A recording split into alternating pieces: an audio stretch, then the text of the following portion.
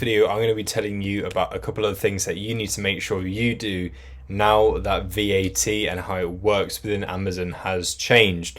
So basically, you're going to be charged by your local sort of like Amazon, so to speak. So therefore, the VAT charges for your country will apply for Amazon fees, right? And this is primarily going to affect you if you are a UK seller.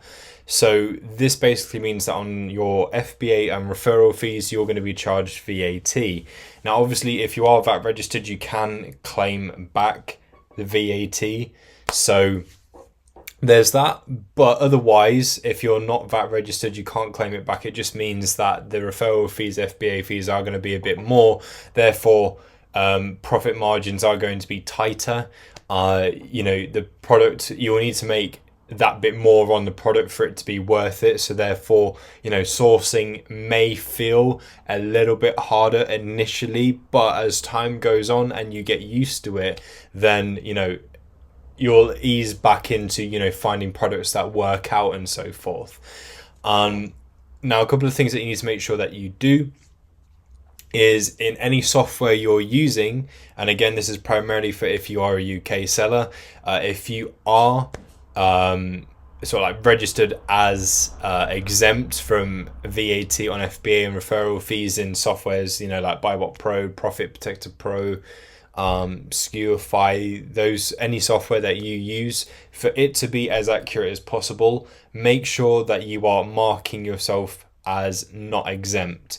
As opposed to being exempt, because basically you can't apply to go exempt on those fees anymore. You have to pay the VAT on top of them, and that just seems to be the way it's going to be from this point onwards. So you can't apply anymore.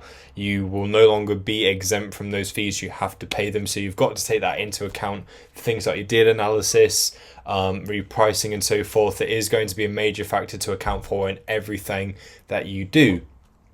So if you are currently marked as exempt in anything, just make sure you are marked as no longer exempt. So that way that's being factored in and everything you're seeing will be truthful, reflective of what's going on. Now, another thing to make sure of as well is now is a good time to review all of your pricing for your products. If you're using a repricing tool, it's probably a good time to check out if your min and max prices need adjusting, because chances are people again, it's mostly UK sellers, but lots of people are going to be in that same boat. So they'll probably be looking to move their prices up. So therefore, you probably need to readjust your min and max pricing to accommodate for that and to move everything up that bit more as well, in the hopes to still make good money on all of your products. So that's another thing to make sure that you do. Now, as it might seem that the VAT is being charged on these fees, there are some good points to it. Obviously, it means that the chances of listings getting tanked, sellers that literally just don't take it seriously and they seem to come on to Amazon just to cause a bit of a stir, really. People that just aren't serious about selling on Amazon, and these are the same sorts of people that will predominantly price tank massively and kind of like ruin the listing for everyone else. You should see a lot less of that. Obviously, because of the VAT on the fees, there's that bit more in the charges and so forth. There's that bit more in the costs that anyone that's not so serious about Amazon will be flushed out.